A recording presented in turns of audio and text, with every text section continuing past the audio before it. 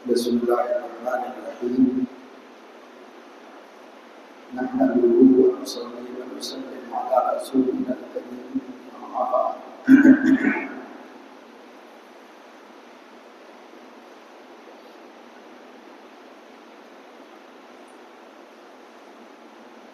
قابل احترام اساتذہ کرام، عزیز بچوں،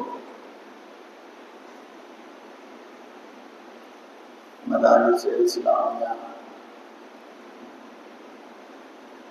پوری دنیا میں بالخصوص ہمارے اس ملک میں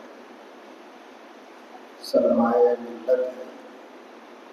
مسلمانوں کے تحفظ، اسلام کی اشاعت و تبلیغ اسی سے وابستہ اور اسی سے جڑی ہوئی ہے.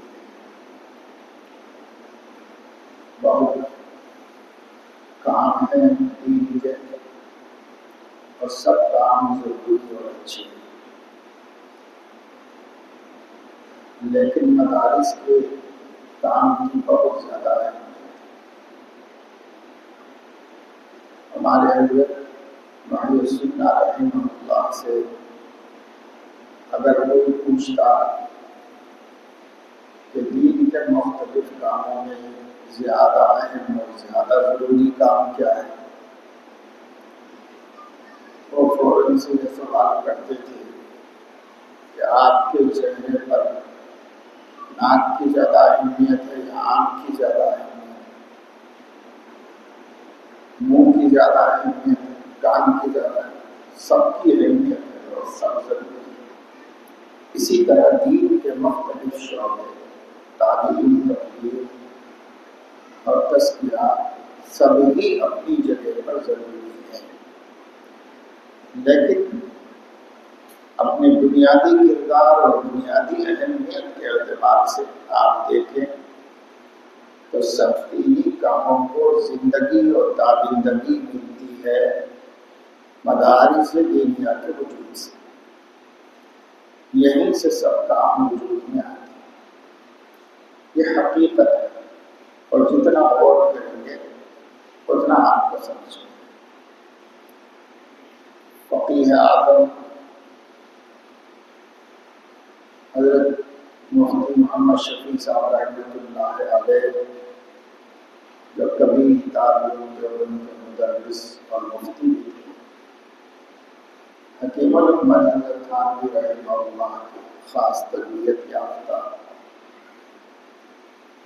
اور پاکستان میں مفتی اعظم کہلاتے تھے، بڑے محقق تھے.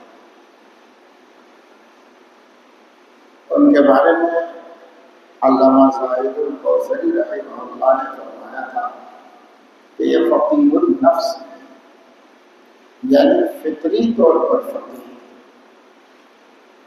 انہوں نے دارالعلوم کراچی کے تعلیمی سال کے آغاز پر اپنی عمر کے اخیر میں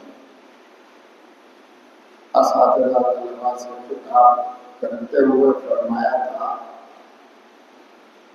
کہ 70 برس کے تجربے، تحقیق اور تفقہ کے خلاصے کے طور پر کہہ رہا ہوں، اور بصیرت اور جان بوجھ کر کہہ رہا ہوں کہ جس کام میں عام لوگ لگے ہوئے ہو اس وقت اس سے اہم اور اس سے زیادہ ضروری کام کوئی اور نہیں. یہ اس لیے فرمایا کہ زمانہ زوال پذیر ہے، عہد رسالت سے بہت ہوتا جا رہا ہے، اور علم میں اگر پڑھنے پڑھانے کا یہ سلسلہ جاری نہ ہو تو بڑی تبدیلی اور تغیر اندیشہ ہے. اہل الحاد دین کی شکلیں بدلنے پر تلے ہوئے، طرح طرح کی ویب سائٹس وجود میں آ گئی، قسم قسم کے اسلامک اسکالرس کو پال کے پرورش کر کے کھلا پلا کے منظر پہ لایا گیا، اور وہ لوگ دنیا کے عوض دین بیچ رہے ہیں. امت اسلامیہ کو بلا عربی کا شکار کر رہے ہیں۔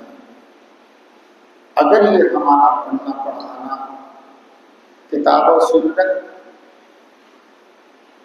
کا سمجھنا سمجھانا، فقہ اسلامی کی گہرائی تک جانا اور اہل سنت والجماعت کے عقائد کو اپنی اصلی شکل میں محفوظ رکھنا، سلف کی فکر سے وابستہ رہنا، جو مدرسوں میں ہو رہا ہے، اگر یہ نہ ہوتا تو 100-150 سال میں گزشتہ اتنی سازشیں ہوئی ہیں کہ دین اسلام اپنی شکل ہی بدل گئی، اسلام اپنی اصلی شکل میں باقی نہ رہتا، اور یہ کوشش آئے دن ہو رہی ہے، صبح شام بڑھتی ہی جا رہی ہے۔ لیکن اللہ بھلا کرے، اپنے مقاصد احوال اور خواہشات سے صرف نظر کر کے دنیا کی رنگ رنگیوں سے اپنے کو علیحدہ کر کے یہ مدرسوں میں بیٹھ کر قرآن حدیث کی جو حفاظت کر رہے ہیں، اس کی بدولت کامیاب بھی ہو پا رہا ہے وہ طبقہ جو مسلسل سازشیں کر رہا ہے اسلام کو مٹانے کی اور مسلمانوں کو اسلام سے دور کرنے کی۔ تو بڑا کام ہے جس سے آپ جڑے ہوئے ہیں، چاہے وہ قرآن مجید کے حروف و نقوش کا تحفظ ہی کیوں نہ، یہ بھی بہت بڑا کام ہے۔ اور پھر قرآن مجید کے علوم، اس کے بعد جو کچھ ہے یا قرآن ہے یا بیان قرآن ہے، اسی کی روح سے اسلام قائم ہے۔ قرآن جو بیان قرآن، اس کو ہم عام طور سے حدیث کہتے ہیں اور اصطلاح میں سنت کہتے ہیں۔ تو کتاب و سنت کا تحفظ اور کتاب و سنت کی دعوت اور اس کی تبلیغ، یہ کام جو کر رہے ہیں آپ لوگ، یہ بہت بڑا کام، عظیم کام۔ جو پڑھ رہے ہیں وہ بھی اس سے وابستہ ہیں، جو پڑھا رہے ہیں وہ بھی وابستہ ہیں۔ البتہ ہمیں کوئی بھی کام کرنے سے پہلے یہ جاننا چاہیے کہ اس کام کا منشا کیا ہے، مقصد کیا ہے، اس سے باخبر ہونا چاہیے۔ جب ہم اپنے عمل، اپنی محنت، اپنی کوشش کو کسی منشا اور مقصد کے تحت کرتے ہیں، تب پھر اس میں جان پڑتی ہے اور اس کے ثمرات و برکات صحیح معنوں میں حاصل ہوتی ہے۔ نہیں تو پھر کیفیت اتفاق کام ہوتا ہے، اسی محنت سے جو نتیجہ نکلنا چاہیے ویسا نہیں نکل پاتا۔ مقاصد کے تعین سے اپنا قبلہ فکر درست ہوتا ہے اور اپنے عمل کا رخ صحیح ہوتا ہے۔ اس لیے مقصد کا تعین بہت ضروری ہے۔ بہت سے لوگ مدرسوں میں محنت کر رہے ہیں، بہت سے لوگ مدرسے کھول رہے ہیں، کھولتے جا رہے ہیں۔ بسا اوقات معتمد کے سامنے بھی مقصد نہیں ہے کہ وہ کائے کے لیے کام کر رہے ہیں۔ اکثر جگہوں پر تو ہے، جیسے یہ مدرسہ ہے تو تھوڑا اور سننے میں آیا ہے، مسلم محلہ ہے، دینی مزاج اور دینی ذوق کمزور ہوتا جا رہا تھا۔ آپ جیسے نوجوان فضلاء کو اللہ نے دل میں ڈالا کہ بڑوں کی سرپرستی اور نگرانی میں ہم یہاں جد و جہد کریں، اس محلے کو اپنا میدان عمل بنائیں، یہاں دین زندہ ہو، یہاں دین کی حفاظت کرنے والے پیدا ہوں۔ اور انتخاب ایسی ہی جگہ کا ہونا چاہیے جو زیادہ مخالف نہ ہو، اس لیے کہ اخلاص کے ساتھ اللہ سے دور لگا کے کام وہی ہوتا ہے جہاں کام کرنا مشکل ہے۔ جہاں کام کرنا آسان ہے وہاں مشکل، وہ تو آدمی لاپرواہی سے کرتا ہے، وہاں برکت نہیں۔ اللہ تعالیٰ نے ایک ایسی قوم کا آخری نبی کے بعثت کے لیے انتخاب فرمایا جس قوم پر دنیا کے مہذب حکمرانی بھی کرنا نہیں چاہتے۔ تاریخ بتاتی ہے کہ اس وقت کے سپر ایمپائر دو تھے، ایران اور روس، جیسے اب امریکہ، رشیا، چائنا، تب ایران اور روس، یہی دنیا کی مہذب اور ترقی یافتہ ہو۔ یہ لوگ ادھر ادھر جا کے لوگوں پر حکمرانی کرتے تھے، جہانگیری کا شوق تھا، پر مکے کی طرف نہیں دیکھتے تھے۔ اہل حجاز پر کسی کو شوق نہیں ہوا حکومت کرنے کا، یہ کسی کے خوابوں میں آنے والے لوگ نہیں تھے، کسی کے زیر نگی اور ماتحت اور دست نگر ہونے والے لوگ نہیں تھے۔ ایسی قوم میں اللہ تعالیٰ نے آخری نبی کو مبعوث فرمایا، کیونکہ ایسے وقت میں اس قوم کی بہت سی اچھی صلاحیتیں خفتہ ہوتی ہیں اور اس پر غفلت طاری ہوتی ہے۔ اب آپ اس غفلت کو ہٹاؤ، ان کی آنکھوں کو وہ دکھاؤ جو وہ نہیں دیکھ رہے ہیں، تو پھر اس قوم سے اچھی قوم کوئی نہیں ثابت ہو سکتی۔ ایسا ہی ہوا کہ حضور علیہ السلام کی محنت کے بعد۔ اس لیے اس طرح بامقصد کام میں بہت برکت ہے، لیکن ہم دیکھتے ہیں چونکہ عمر گزری ہے انہی کاموں کے ساتھ جڑے رہ کر ملک کے مختلف ریاستوں میں، گوشوں میں، علاقوں میں، تو بہت سے لوگ مدارس کو بے مقصد یا غیر مقصد کے لیے کھولتے، کوئی ذریعہ معاش بنا دیا ہے، اس کو کوئی پرواہ نہیں ہے کہ بچے کیا کر رہے ہیں، پڑھے نہ پڑھے، قابل بنے نہ بنے، اچھا حفظ ہو یا نہ ہو، تجوید صحیح ہو یا نہ ہو، پڑھا ہوا یاد رہے نہ رہے، یہ کوئی مطلب نہیں۔ اس کا مطلب یہ چندہ آتا رہے، مدرسہ چلتا رہے، اتنا ہی اس کا مقصد ہے۔ یہ بے مقصد کام کرنے والے ہیں۔ مدرسے کا مقصد کیا ہے؟ حجت الاسلام حضرت مولانا قاسم نانوتوی رحمۃ اللہ علیہ نے دارالعلوم دیوبند قائم کیا، ان کے ساتھ اور بھی رفقا تھے۔ شیخ الہند حضرت مولانا محمود الحسن رحمۃ اللہ علیہ کے پاس حضرت مولانا حبیب الرحمان صاحب عثمانی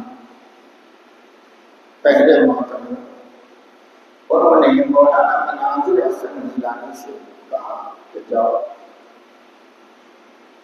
حضرت سے پوچھو کہ اس مدرسے کے قیام کا مقصد کیا ہے۔ تو حضرت شیخ الہند جذبات میں اٹھ کے بیٹھ گئے، بہت ضعیف تھے۔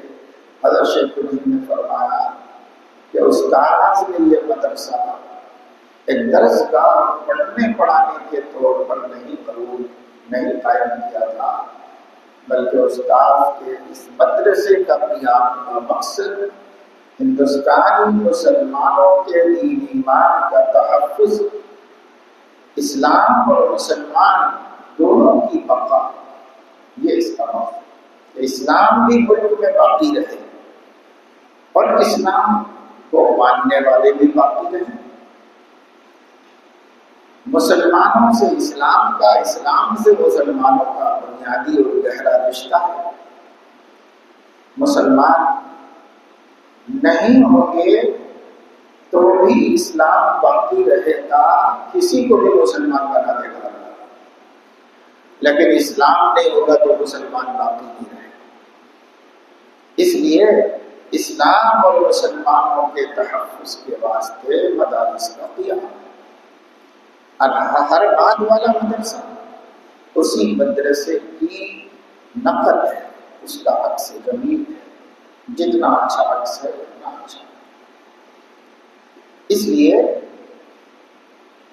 مقاصد کو سمجھ کر ہم عام طور سے اہل مدارس کو، اہل علم سے یہ کہتے ہیں کہ مدارس کا مقصد اگر ہم دو لفظوں میں کہہ سکیں تو وہ ہے دین اسلام کی دعوت اور دین اسلام کا دفاع۔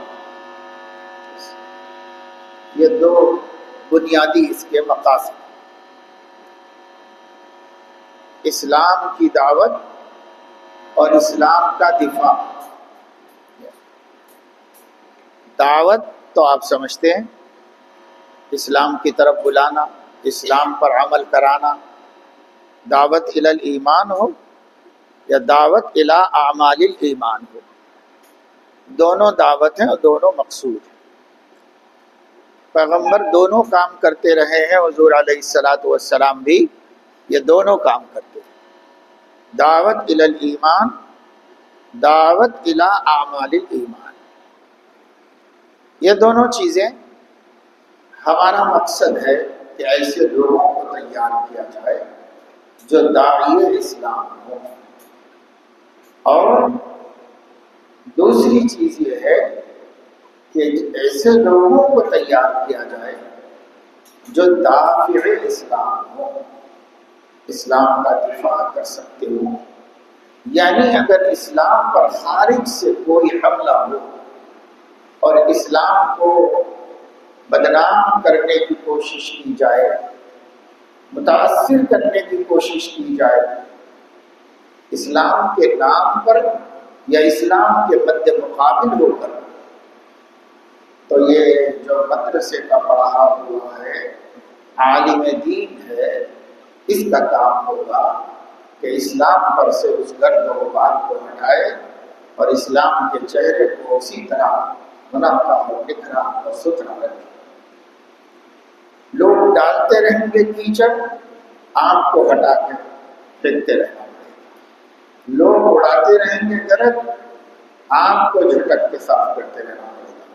اسلام اپنی اصلی شکل میں باقی رہے اور برابر وہ تابناک رہے اور لوگوں کو نور اور روشنی دیتا ہے۔ یہ عالم کی ذمہ داری ہے۔ ایسے ہی رجال کار کو مدرسہ وجود میں لاتا ہے، مدرسہ ایسے لوگوں کو پیدا کرتا ہے جو دو کاموں کے لیے اپنی زندگی وقف کر دیتے ہیں: اسلام کی طرف دعوت دینا، اسلام پر کیے جانے والے اشکالات اور اعتراضات کو دفع کرتے ہیں۔ تو دعوت اسلام اور دفاع اسلام، بس یہ دو کام ہیں۔ عالم اگر اس کا اہل ہے تو یقیناً عالم ہے، اور اگر وہ اس کا اہل نہیں ہے تو اس کو عالم کہنا بیکار ہے، اور عالم کی شان کو داغدار کرنا ہے۔ اس لیے دو کام آپ کی ذمہ داری، طلبا کل عالم کہلائے تو ابھی سے دو کام سیکھنا ان کی ذمہ داری۔ مدارس میں ایک تو درس گاہوں میں پڑھایا جاتا ہے، دوسرے جمعرات کے دن انجمن کے ذریعے سے اظہار خیال اور اظہار معافی ضمیر کی مشق کرائی جاتی ہے کہ علم سینے میں ہوتا ہے اور زبان اس کی ترجمان ہوتی ہے۔ اس لیے اندر سے باہر لانا سکھایا جاتا ہے، ورنہ جو پڑھتے رہیں گے وہ اندر جاتا رہے گا۔ واللہ اخرجکم من بطون امہاتکم لا تعلمون شیئا، اللہ نے تم کو تمہاری ماؤں کے پیٹ سے بلا جاہل پیدا کیا ہے۔ وجعل لکم السمع والابصار والافئدہ، اور تم کو سماعت دی ہے، بصارت دی ہے اور قلب دیا ہے۔ تو دیکھ کے علم آتا ہے وہ اندر چلا جاتا ہے، اور سن کے علم آتا ہے وہ اندر چلا جاتا ہے۔ اندر چلا گیا، اندر جا کے جمع ہوتا رہے گا، صرف کس کو فائدہ ہوگا، آپ کے اندر کیا کیا نہیں ہے، کس کو فائدہ ہے، کوئی فائدہ نہیں. تو پھر اس کو باہر نکالنا سکھاؤ. دیکھو زندگی کس سے قائم ہے، ہماری جسمانی زندگی کس سے قائم ہے؟ آکسیجن سے قائم ہے، مگر محض آکسیجن سے قائم نہیں. وہ آکسیجن اندر جانا باہر آنا، اندر جانا باہر آنا، یہ چلتا رہے گا تو قائم ہے. سانس اندر رک گئی تو موت، اندر نہیں گئی تو موت. آپ لوگ اگر فارسی پڑھ رہے ہوں گے تو شیخ سعدی رحمۃ اللہ علیہ نے شروع کتاب ہی میں یہ بات کہی ہے، حمد کے ضمن میں، کہ بندے پر ایک سانس پر 2 شکر واجب ہے. کہاں سے سانس کا شکر نہیں آ رہا، باقی نعمتوں کا کب ادا ہے. ایک سانس پر 2 شکر واجب ہے، کیونکہ وہ جو اندر گئی وہ ایک نعمت ہے، اور وہ جو باہر نکلی وہ ایک نعمت ہے. تو آکسیجن کا اندر جانا یہ بھی زندگی ہے، اور باہر آنا بھی زندگی ہے. نہیں گیا تو موت، اور نہیں نکلا تو موت. اسی طرح عالم کے لیے علم ہے، وہ اس کا آکسیجن ہے، وہ اندر جانا بھی ضروری ہے، لیکن اندر جا کے اندر رہ جانا اس کے گھٹ جانے کا سبب ہے، زیادہ اس کو باہر نکلنا چاہیے. تو یہ جو انجمن ہوتی ہے نا طلبا، اس کو کبھی مد زائد نہ سمجھیں. یہ آدھا مقصد ہے مدرسے، یہ آدھا مقصد ہے. یہ لکھنا، دیوالی پرچہ، اور جمعرات کا آدھا دن، اصولی طور پر 3 دن پڑھانا اور 3 دن دین پھیلانا سکھانا چاہیے، لیکن اسے آدھا دن رکھا ہے. نصاب بہت ہے اس وجہ سے، مگر آپ مان کے چلو بچوں کہ وہ آدھا کام ہے. ہفتہ میں 6.5 دن آپ اندر بھرتے رہیے، اور آدھے دن میں اس کو باہر نکالنا سیکھیے.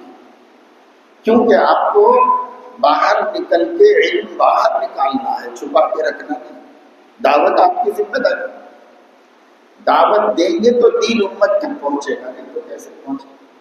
اس لیے پہلا کام عالم کا دعوت ہے. اور اگر کوئی خر دماغ اسلام کے حسین اور خوبصورت چہرے پر کچھ گرد اڑا دیتا ہے تو دھو کے صاف کر دینا بھی آپ کی ذمہ داری ہے. آپ لوگوں کو بتاتے رہیں کہ یہ ہے اسلام، یہ نہیں ہے جو کہا ہے. حقیقی اسلام یہ ہے، حقیقی اسلام یہ ہے. یہ بہت بڑی ذمہ داری ہے. دفاع کرنے آنا چاہیے آپ کو اپنے دین کا، کتاب و سنت کا، یہ آنا چاہیے. اچھا، جب یہ مقصد ہے کہ مدرسے سے ایسے لوگ پیدا ہوں جو دین اسلام کے داعی اور دافع بن سکیں، ایسے لوگ پیدا ہوں، تو ایسے لوگ پیدا ہونے کے واسطے علم کی ضروری ہے، اور اظہار علم کے سلیقے کی ضرورت ہے. دونوں چیزوں کی ضرورت ہے. تو اس سلسلے میں مدارس کا نظام، علم تو نہ کبھی بدلا ہے نہ کبھی بدلے گا. اس لیے کہ ہم لوگ جو علم کی بات کر رہے ہیں، یہ علم جو ہے بندوں کا نہیں ہے، یہ علم آسمانی اور الہی علم ہے. کتاب و سنت، قرآن اور بیان قرآن جس کو کہا جاتا ہے، جس کو آپ مدرسے کی اصطلاح میں علوم عالیہ کہتے ہیں. باقی سب تو علوم عالیہ. یہ علوم عالیہ اصلاً پڑھنے کا مقصد کتاب و سنت اور اس کے نچوڑ فقہ اسلامی سے واقف ہونا، یہ اصل مقصد ہے. باقی ہم لوگوں کی زبان اردو ہے، اس وجہ سے 4 سال تو 8 سال میں سے صرف زبان سنوارنے میں نکل جاتا ہے. عربوں کو اتنا ٹائم نہیں لگتا عالم بننے کے لیے، وہ زبان کا مسئلہ نہیں ہوتا. تھوڑی بہت عربی ادب سیکھتے ہیں، بلاغت سیکھتے ہیں، 1-8 سال میں ہی علوم عالیہ میں قدم رکھ دیتے ہیں. میں ہم لوگوں کو وہ مشکل ہے، بہت اتنا وقت تو اسی میں نکل جاتا ہے. تو خیر، جیسی ہماری ضرورت ہو. تو یہ کتاب و سنت کا علم بدلے گا نہیں، وہی رہے گا، ہمیشہ وہی رہے گا۔ اس کو بدلنے کا سوچنا بھی اپنے ایمان کو مشکوک کر لینا ہے اور ایمان سے نفاق کی طرف چلے جانا ہے۔ اللہ بچائے۔ تو یہ تو کبھی نہیں چینج ہونے والا ہے، ہمیشہ اسی طرح رہے گا، قیامت تک اسی طرح رہے گا، اس کو کوئی نہیں بدل سکتا۔ لیکن اس علم کے حاصل کرنے اور اس علم کو دوسروں تک پہنچانے کے ذرائع زمانے کے بدلنے کے ساتھ بدلتے رہتے ہیں، کیونکہ ذرائع کو اللہ نے مقاصد کا درجہ نہیں دیا، مقاصد تبدیل نہیں ہوتے، ذرائع تبدیل ہوتے رہتے۔ تو ہمیں زمانے کی ضرورتوں کو جاننا چاہیے، زمانے کے تقاضوں کو سمجھنا چاہیے، اور سمجھ کر اس کے مطابق اسی درس نظامی کے پڑھنے پڑھانے کی ترتیب بننی چاہیے کہ کیسے یہ پڑھا جائے اور کیسے اس کی اچھی تبلیغ بآسانی ہو سکے۔ تو اس پر جب آپ غور کریں گے تو ہمیں سمجھ میں آئے گا کہ بعض چیزیں ایسی ہیں جو روایتاً چلی آ رہی ہیں اور اب ضرورت نہیں، اور بعض چیزیں ایسی ہیں جو زمانے کا تقاضا بن گئی ہیں، طلبا کی نفسیات کا تقاضا بن گئی ہے، لیکن اس کو ہم نے مدارس کے حدود میں ممنوع الدخول کر دیا ہے، وہ مدرسے میں نہیں آ سکتے، ایسا کر دیا ہے۔ تو وہ آ نہیں سکتے، جو ہیں ان سے کام نہیں چلتا، تو ہم کیا کریں گے؟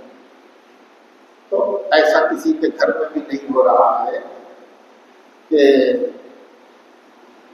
پہلے گھروں کے اندر ایک بڑی لکڑی ہوتی تھی، اس میں وزن پردہ ہوتا تھا، اس لکڑی کو ایک ڈوری ہوتی تھی، کوڑے میں بیٹھ کے ہلاتے تھے، نوکر ہلاتا رہتا تھا، تو وہ جیسے ہلتا تو اس کے ہلنے سے پورے ہاتھ میں ہوا ہوتی تھی۔ اب وہ اس زمانے کا فین تھا، بہترین پنکھا تھا۔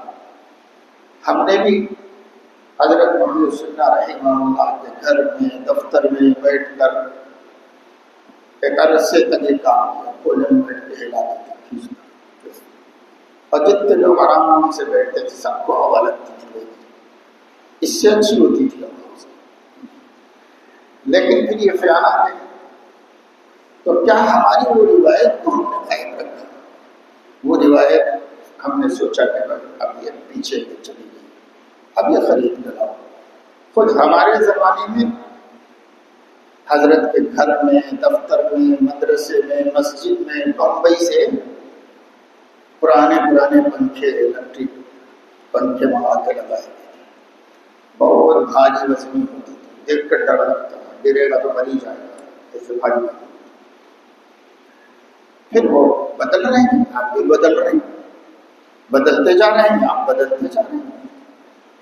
پہلے کسی چیز کو پیسنے کا 2 پتھر تھے، وہ پتھر مختلف طریقوں کے بنے ہوتے تھے، یا تو رگڑ کے یا کوٹ کے پتھروں سے پیسا جاتا تھا۔ وہ بڑھ گئے، گرائنڈر مشینیں بن گئی، یہ بن گئی، بدل گیا، آپ نے قبول کر لیا اس کو۔ مقصود تو مشین کھانا نہیں ہے، مقصود تو پیسنا ہے، بس جس سے اچھا پیسے اس سے پیسنا ہے، یہ مقصود ہوتا ہے۔ پہلے پتھر پہ چھانٹ کے کپڑے دھویا کرتے تھے، اب کپڑے مشین میں ڈالنے سے دھل جاتے ہیں۔ آدمی کہتا ہے بھائی مقصود 2 آنکھیں ہیں، بس اور کچھ نہیں، کپڑے صاف دھل جائیں، پاک ہو جائیں، اگر مشین سے ہوتی مشین سے کر لو، ہاتھ سے ہوتی تو بلا وجہ محنت کیوں کی جائے۔ جس طریقے سے جسمانی سہولتوں کو ہم زمانے کے بدلتے اپنی راحت اور سہولت کے لیے زیادہ مفید ہونے کی وجہ سے اختیار کرتے ہیں، وقت کو بچاتے ہیں، فائدہ اٹھاتے ہیں، اسی طریقے سے وسائل علمیہ جو زمانے کے بدلنے کے ساتھ بدل رہے ہوں تو ان کے ساتھ اجنبی سلوک کرنے کے بجائے ان کے ساتھ بھی اپنائیت اختیار کرنا چاہیے، اور ان سے جو فائدہ ہمیں حاصل ہو سکتا ہے اپنے دین اور اپنے مقاصد اور سلف کی فکر کو متاثر کیے بغیر، کیونکہ فکر سلف جو ہے وہ دین کی حفاظت کا وسیلہ ہے۔ جیسے کیلا ہے، چھلکا تو کھانا نہیں آپ کو، لیکن بغیر چھلکے کے رکھتے بھی نہیں، کھانے تک چھلکے میں ہی رکھتے ہیں، عین وقت پہ اس کا چھلکا ہٹاتے ہیں، اس کے بعد اس کو کھا لیتے ہیں۔ اگر کوئی کیلا بیچنے والا پہلے سے چھیل کے تیار ہے کہ بھائی آپ کا کام میں نے ہلکا کر دیا، تو آپ نہیں لیں گے، اس ڈر کے مارے کہ کئی مچھر بیٹھ گیا ہو، گرد اڑ گئی ہو، گاڑیوں کا دھواں لگ گیا ہو، وہ میرے لیے نقصان دہ ہے۔ آپ کی طبیعت کی نفاست اس کی اس خدمت کو ریجیکٹ کرنے کی نہیں قبول کرے، ہمیں وہی چاہیے جیسا ہے ویسے ہی دیجیے۔ ایسے ہی فکر سلف دراصل اس کی کیلے کی گودے کی حفاظت ہے، وہ ہٹا دو تو غیر محفوظ ہے دین اسلام۔ اس لیے ہمیشہ کتاب و سنت کے ساتھ فکر سلف کو جوڑ کے رکھنا چاہیے، اس سے ہٹنا گمراہی کا دروازہ کھولنا۔ عالم ہمیشہ اس پر جب تک قائم ہے وہ دین کا قائم، جہاں اسلاف کے فکر سے اس نے انحراف کیا، سمجھو وہ ایک فرقہ بن گیا، ایک مکتب فکر بن گیا، ایک سوچ بن گیا، ایک الگ دین بن گیا، وہ دین نہیں ہے جو عہد رسالت سے متوارث چلا آ رہا ہے، وہ دین نہیں۔ خطرہ ہے، خطرہ ہے، اس چھلکے کو ہٹنے نہیں دینا چاہیے۔ تو اس سے میں کبھی اختلاف نہیں کرتا، کر ہی نہیں سکتا، کروں گا تو خود بھٹک جاؤں گا۔ تو کتاب و سنت فکر سلف کی روشنی میں یہ آپ کا سرمایہ علم ہے، لیکن اس کا حصول کیسے ہو اور اس کا بلاغ کیسے ہو، یہ لیا کیسے جائے، دیا کیسے جائے، یہ ذرائع ہیں، ذرائع زمانے کے مطابق بدلتے ہیں، ذرائع نسل انسانی کے قوا اور صلاحیتوں کے بدلنے کے اعتبار سے بدلتے رہتے ہیں، بلکہ آپ یوں بھی کہہ سکتے ہیں کہ کمزور ہونے کے اعتبار سے پیدا ہوتی رہتی ہیں۔ پہلے صلاحیتیں بہت پہنچا تھیں، عرب امی کیوں تھے؟ صلاحیت بہت زیادہ تھی، ان کو پڑھنے پڑھانے کے بجائے سننا سنانا کافی ہوتا تھا، بس ایک بات سن لیتے تو بھولتے نہیں۔ حضرت صلی اللہ علیہ وسلم جوانی میں گئے تھے، شادی سے بھی پہلے ملک شام، فلسطین، بحرین وغیرہ میں تجارت کے لیے گئے تھے۔ مدینہ منورہ میں جب بحرین کا وفد آیا تھا تو اس سے ایک ایک تاجر کا نام لے کے پوچھتے تھے، فلاں ابن فلاں کا کیسا کاروبار چل رہا ہے، فلاں ابن فلاں کیا کر رہے ہیں آج کل، فلاں ابن فلاں کیا کر رہے ہیں۔ اب وہ ان کے پرانے بڑے لوگ تھے تو وہ لوگ تعجب سے پوچھ رہے تھے، آپ کو کیسے پتا، آپ ان کو کیسے جانتے ہیں؟ تب بتایا کہ میں ایک مرتبہ تجارت کے لیے آیا تھا، ان لوگوں سے رابطہ ہوا تھا، ملاقاتیں ہوئی تھیں۔ تو ایسے یاد رکھ سکتے تھے لوگ، وہ تو خیر نبی تھے لیکن ان کے زمانے کے لوگ بھی یاد رکھ سکتے تھے۔ ذہین اتنے ہوتے تھے کہ آپ نے بخاری میں علماء نے تو پڑھا ہی ہے کہ ایک قیافہ شناس تھا حضرت صلی اللہ علیہ وسلم کے زمانے میں، اور حضرت زید ابن حارثہ اور اسامہ ابن زید پر ایک تہمت تھی۔ بعض لوگ کہتے تھے کہ اسامہ زید کا بیٹا نہیں، کیونکہ حضرت اسامہ عربوں کی طرح تھے اور حضرت زید تو عجمی تھے، عجمی شکل و شباہت میں تھے، کلر ولر، اور حضرت اسامہ کا کلر عربوں کی طرح تھا۔ تو یہ باتیں اس زمانے میں بہت زیادہ اہمیت رکھتی تھی، کسی کی زبان سے نکل گیا، افواہ بن گئی کہ صاحب اسامہ زید کا بیٹا نہیں لگتا، ایسی افواہ بن گئی۔ ظاہر ہے کہ وہ حضور علیہ السلام کے لیے تنقید تھی، تکلیف بہت ہوئی حضور علیہ السلام، مگر یہ ایسا مسئلہ ہے جس کا جواب کیسے دیا جائے، اس کا کوئی جواب ہی نہیں، خاموش ہو جاتا، نظر انداز کرتا۔ دونوں ایک مرتبہ باپ بیٹے سو رہے تھے، چادر اوڑھ کے سو رہے تھے، دونوں کے پیر باہر تھے، بچے کے چھوٹے پاؤں اور والد کے بڑے پاؤں، دونوں کے پاؤں باہر تھے، چادر میں سے نکلے۔ تو یہ قیافہ شناس ادھر سے گزرا، اس نے دونوں پیر چھوٹے اور بڑے دو سائز کے پیر دیکھ کے کہا کہ یہ دونوں باپ بیٹے، یہ کہا صرف پیروں کو دیکھ کے کہا یہ دونوں باپ بیٹے۔ یہ بات حضور کو پہنچی تو حضور گھر میں تشریف لائے تو حضرت عائشہ سے کہا، عائشہ سنو فلاں قیافہ شناس نے کیا کہا کہ باپ بیٹے، تو تسلی ہوئی، اطمینان۔ قیافہ شناسی ایک ہنر ہے، ایک فن ہے، بس آنکھ سے دیکھ کر دماغ میں کیا چل رہا ہے سمجھ میں آ جاتا ہے، دل میں کیا ہے سمجھ میں آ جاتا ہے۔ آج بھی اہل حجاز کو اللہ نے یہ مزاج دیا ہے۔ اب دوسری بات ہو جائے گی، لیکن علماء جو عمرے کے لیے حج کے لیے گئے ہوں یا عرب میں کہیں گئے ہوں، خاص طور سے اہل حجاز کے پولیس والوں کو دیکھو، وہ ایک نظر میں مجرم کو پکڑتے ہیں، اور اگر وہ مجرم نہیں ہے تو انجان مار دیتی ہیں، ہزاروں لوگوں کو چھوڑ دیتی ہیں، کسی کے پہاڑ نہیں ڈالتے، لیکن جس کو پکڑا تو قصوروار نکل جاتا ہے، تو غلطی کرتا ہو پکڑتے ہیں۔ یہ قیافہ شناسی ہے جو نظر کو اللہ دے دیتی، کسی کو اللہ کی دین ہے، بس کوئی مدرسے میں پڑھنے کی کتاب نہیں، وہ دین ہے اللہ کی۔ خیر، تو یہ ذلیل لوگ تھے، بہت ذلیل لوگ تھے، ان کو کتاب اور قلم کا سہارا لینے کی ضرورت نہیں تھی۔ ما كنت تتلو من کتاب ولا تخطه بيمينك، اور اگر ایسا کرتے آپ اذا لارتاب المبطلون، پھر اہل باطل کو شک کرنے کا حق ہو سکتا ہے، لیکن آپ کو کتاب و قلم سے نہیں پڑھایا گیا، آپ کو اللہ نے خدا داد ذہانت سے علم عطا فرمایا ہے۔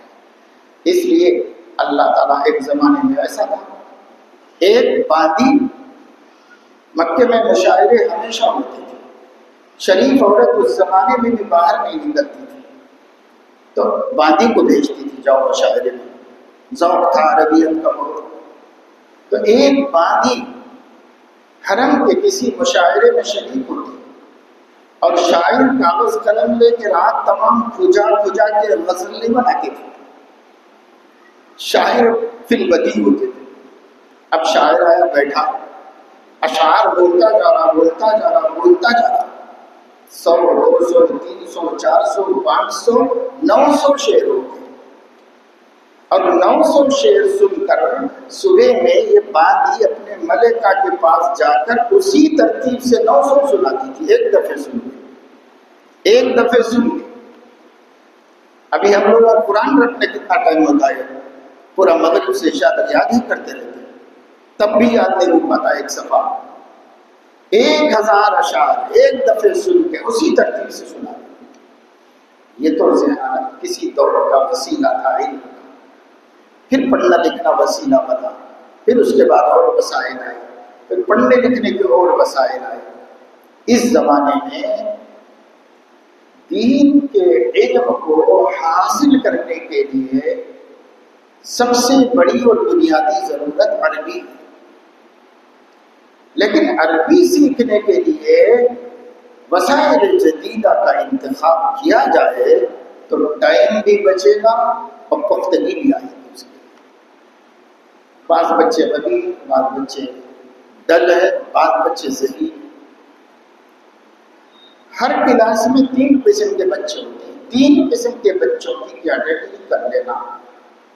شوال ہی میں استاد 1 ہفتہ پڑھا کر طے کر لے کہ یہ تحتانیہ کے بچے ہیں، یہ وسطانیہ کے بچے ہیں، یہ فوقانیہ کے ہیں، ذہانت اور قبولیت کے اعتبار سے اس کے ذہن میں بیٹھ جانا چاہیے۔ اب تحتانیہ والوں کے لیے اس کی عنایت اور توجہ کی مقدار زیادہ ہو، اس سے کم ان کے لیے، تاکہ تینوں برابر ہو جائیں ششماہی تک، اور جب سالانہ تک جائیں تو 19-20 کے فرق کے ساتھ پوری کلاس ایک صلاحیت کی ہو جائے. اصلی علوم میں اسکولوں میں ایسا کیا جاتا ہے. بچوں کی کیٹیگری کر لی جاتی ہے، ان کی درجہ بندی کی جاتی ہے، حافظے کے اعتبار سے، ذہانت کے 15-20 دن پڑھا کے بنا دیتے ہیں. تقسیم، اس تقسیم پر بقدر حاجت توجہ کی جاتی ہے. پھر اساتذہ پابند ہوتے ہیں کہ ششماہی میں ان کو 15-20 کر دیں فرق. اب ششماہی تک 15-20 کا فرق ہو جاتا ہے اور سالانہ تک 19-20 کا فرق ہو جاتا ہے. ایسا تو نہیں ہوگا کہ سب ایک ہو جائیں، فطرتاً نہیں ہوگا ایسا، لیکن 18-20 19-20 ایسے فرق ہو جائے گا. تو یہ سب تو ہمارے ہاں وسائل ہیں، ان مسائل کو اندر آنے دینا چاہیے، اس کی ترتیبوں کو معلوم کرنا چاہیے، اور ان مسائل کے ذریعے سے اپنے معیار میں بلندی پیدا کرنا چاہیے. عربی سب سے بڑی ضرورت ہے آدمی، بلکہ اور آگے بڑھ کر امام ابن تیمیہ رحمۃ اللہ علیہ کے حوالے سے میں یہ بتاتا رہتا ہوں. انہوں نے مجموع الفتاوی میں ایک جگہ ایک شخص کی گمراہی کا ذکر کرتے ہوئے یہ نقطہ پکڑا ہے، یہ پوائنٹ نکالا ہے کہ عالم کو اس عربی سے واقف ہونا جو عہد رسالت میں حجاز مقدسہ میں بولی جاتی تھی، وہ اصطلاحات اور وہ استعارے جو عہد نبوی میں صحابہ اور نبی کے درمیان تخاطب میں استعمال ہوتی تھی، اس عربی کا جاننا عالم کے لیے ضروری ہے. کس سے کہہ رہے ہیں؟ وہ عرب علماء سے کہہ رہے ہیں، ہم لوگوں سے نہیں کہہ رہے، عرب علماء سے کہہ رہے ہیں. کیونکہ قبائل مختلف ہیں اور قبائل کی اصطلاحات بدلتی رہتی ہیں اور لوگوں کے استعارے الگ الگ ہوتے ہیں. اگر کوئی شخص قرآن حدیث پڑھ کر اپنی لغت اور اپنی لینگویج کے مفہوم میں سمجھے گا تو دین سے منحرف ہوگا اور تحریف فی الدین کا مجرم ہوگا. اتنی بڑی ضرورت ہے وہ عربی. یہ نہیں آج کل ہم لوگوں سے شکایت رہتی ہے لوگوں کو کہ صاحب اتنے سال پڑھ کے بھی عربی میں بات کرنا نہیں آتا. تو کبھی بھی ہمیں اس سے مرعوب نہیں ہونا چاہیے کہ ہم عربی زبان اس لیے نہیں سیکھ رہے ہیں کہ ہمیں گلف میں جا کے نوکری کرنا ہے، اس لیے نہیں سمجھ رہے ہیں سیکھ رہے ہیں کہ ہمیں جماعت میں آنے والے عربوں کی تقریروں کا ترجمہ کرنا ہے. ہم عربی اس لیے سیکھ رہے ہیں کہ کتاب و سنت کو اللہ رسول کے منشا کے مطابق سمجھنا ہے. ہم اس کے لیے عربی سیکھ رہے ہیں. اس لیے ہماری عربی کا گریڈ اور معیار عربی قدیم ہے، عربی جدید وہ ہمارا مقصود نہیں ہے. آ جائے تو ایک فن ہے، اچھا جیسے اور زبانیں ہیں، ایک زبان وہ بھی ہے، لیکن وہ جو ہم سیکھتے ہیں مدارس میں اس کا مقصود وہ ہے کتاب و سنت کو ہم براہ راست سمجھیں اور صحیح سمجھ سکیں. اس کے لیے بہت ساری تبدیلیوں کی ضرورت ہوتی ہے، بشرطے ذمہ دار، صاحب سمجھ، مقاصد سے باخبر مخلص علماء کرام بیٹھ کر کچھ مدرسے کے نظما بیٹھ کر کے بول کریں، اس پر ڈسکشن ہو، مباحثہ ہو، کہنے سننے کے مواقع ہوں اور خود کہاں سنا جائے اور اس کے بعد ہم ایک اچھے نتیجے پر پہنچیں. تو یہ ابتدائی تعلیم کا بہت سارا وقت بچ گیا اور معیار بھی بلند ہوگا اگر ہم اس کو صحیح طریقے پر سیٹ کریں گے اور اس کی ترتیب بنائیں گے. دوسری بات یہ ہے کہ کچھ وقتی تقاضوں میں ملکی تقاضے. ہم بھارت میں رہتے ہیں، ہندوستان ہمارا تو بہت پرانا وطن ہے، نیا وطن ہے. حکیم الاسلام حضرت علی طیب صاحب رحمۃ اللہ علیہ نے فرمایا اگر ہم مکے سے، مدینے سے، حجاز سے اس لیے محبت کرتے ہیں کہ وہ آخری نبی کا وطن ہے تو ہندوستان سے اس لیے کرتے ہیں کہ وہ پہلے نبی کا وطن ہے.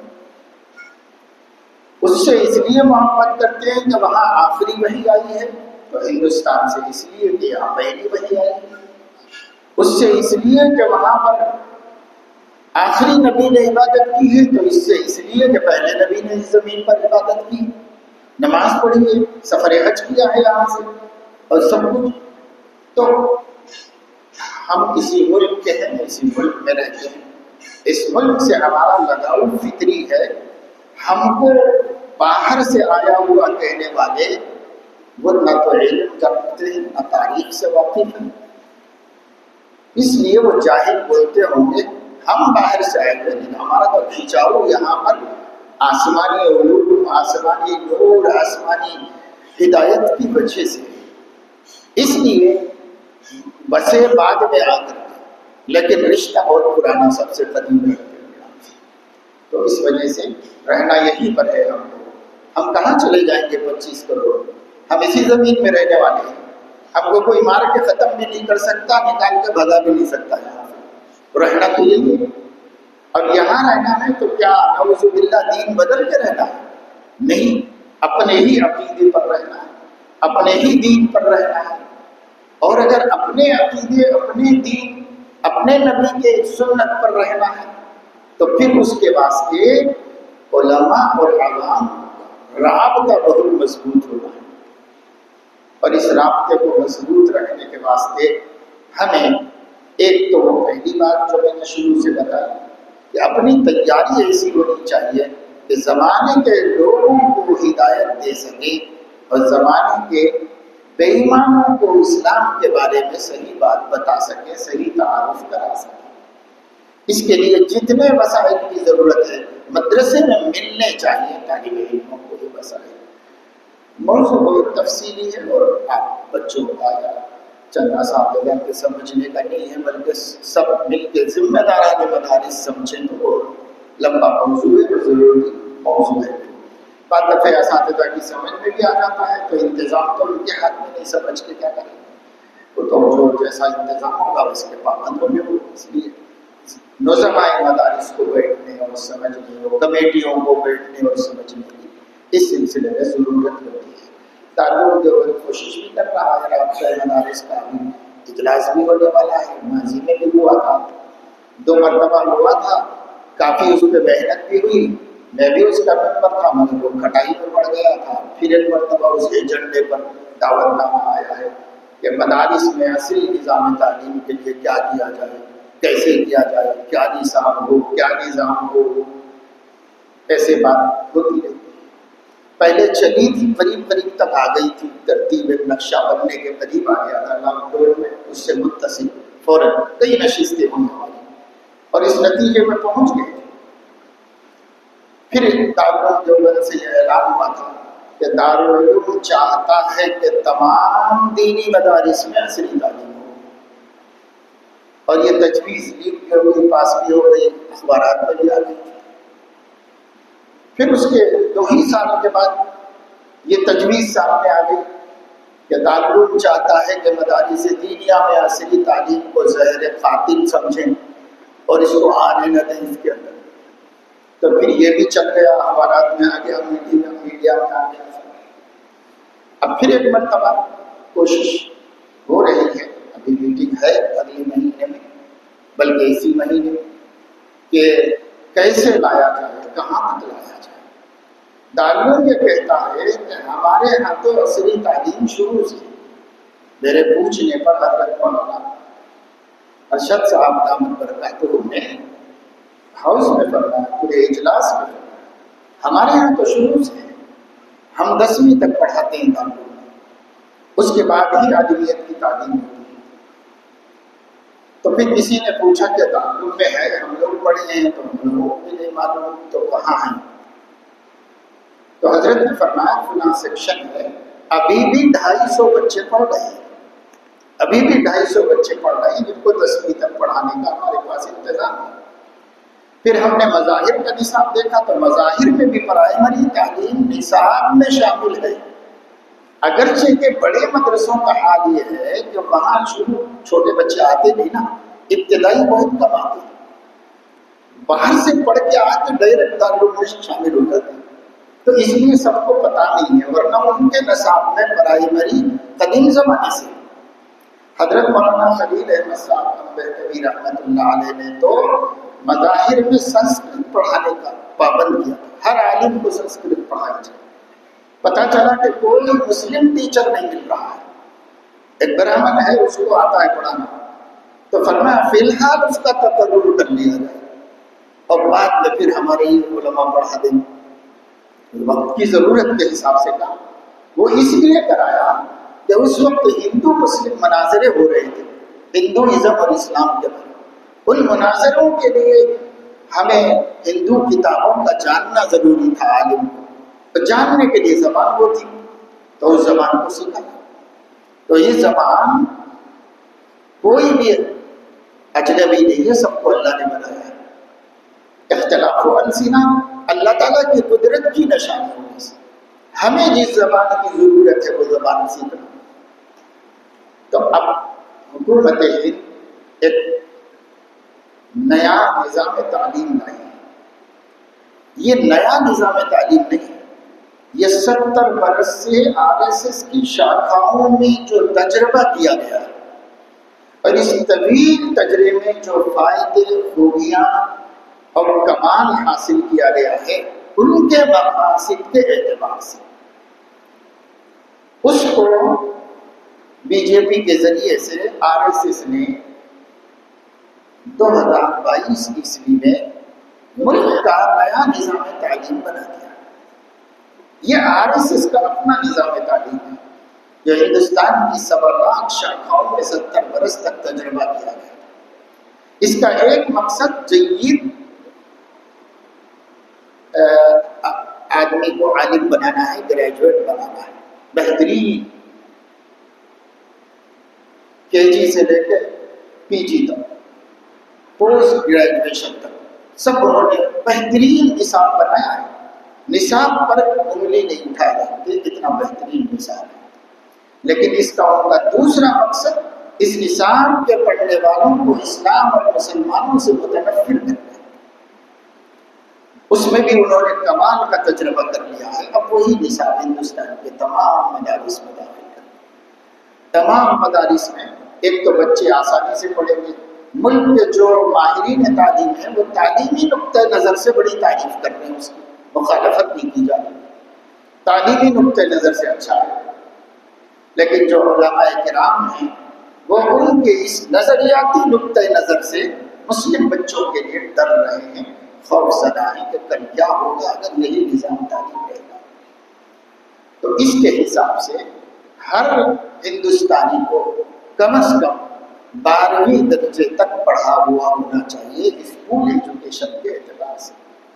تو مدارس میں اس نقطۂ نظر سے اب غور کرنے کی ضرورت آ گئی ہے۔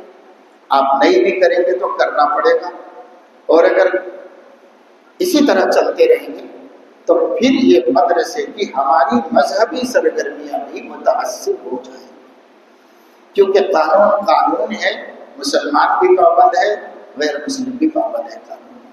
اس لیے قانون کی تکمیل کے لیے فی الحال ایک سہارا ہے، اور وہ ہے کہ دینی مدارس اور مسلم بچے اس سے مستثنیٰ کیے گئے ہیں۔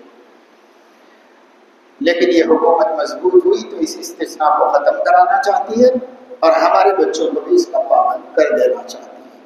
اس سے پہلے ہم لوگوں کو سوچ لینا چاہیے، غور کر لینا چاہیے۔ تو یہ ایک تفصیلی موضوع ہے اور اس کا بہت بڑا مدعا ہے جس کے لیے بہت وقت چاہیے اور بہت لوگ چاہیے جو سب مل کے سوچیں کہ اپنے اپنے مدرسوں میں ہم کیا رد و بدل کر سکتے ہیں۔ الحمدللہ جنوب میں ہم لوگ کوشش کر رہے ہیں، اور کم از کم ہم نے اپنے جامعہ کے اندر اس بات کو یقینی بنانے کا ایک سسٹم تیار کر لیا ہے کہ ہمارا بچہ جماعت سور تک 10ویں سے فارغ ہو جائے اور جماعت پنجم تک 12ویں کا بھی امتحان دے دے، اپنا علم دین متاثر کیے بغیر، اس کے نظام کو نقصان پہنچائے بغیر۔ اس کا تجربہ چل رہا ہے، کوشش چل رہی ہے۔ اس سے ہم حکومت سے ٹکرانے سے بچ جائیں گے اور اپنا کام جاری رکھ سکیں گے، ورنہ اپنا کام جاری رکھنا مشکل ہے۔ حکومت مدرسوں کی تعلیم کو مذہبی سرگرمی کہتی ہے، ایجوکیشن نہیں کہتی۔ اس لیے عالم بن جاؤ، مفتی بن جاؤ، متخصص بن جاؤ، فقیہ بن جاؤ، محدث بن جاؤ، وہ علم کے اعتبار سے جاہل کہتے ہیں، پڑھا لکھا نہیں کہتے۔ تو یہ مسئلہ ہے ہمارے لیے، تو اس مسئلے کو سامنے رکھ کر کے ہمیں غور کرنا ہے، نہ اپنا مشن چھوڑنا ہے، نہ اس کو داغدار ہونے دینا ہے، نہ کمزور ہونے دینا ہے، اور نہ یہ، اور اس کو ہم پہلے سے بھی کہتے ہوئے آ رہے ہیں کہ یہ مسلمانوں کی اور مدارس کی ضرورت ہے دعوت و دفاع کے اعتبار سے، کہ کچھ نہ کچھ عصری تعلیم سے علماء آراستہ ہونا چاہیے، تو اسی کو ہم سامنے رکھ کے کام کر رہے ہیں۔ حکومت کی مجبوری تو بعد میں آئی، ہم پہلے سے اس پر غور کر رہے تھے، اسی کو سامنے رکھ کر کے کام کر رہے تھے۔ اللہ تعالیٰ توفیق عمل نصیب فرمائے۔ مجھے نماز ہے، 2 بجے اذان، وقت ہو گیا ہے اذان کا، بس ہمارے مولانا صاحب نے فرمایا کہ تھوڑی دیر طلباء ساتھ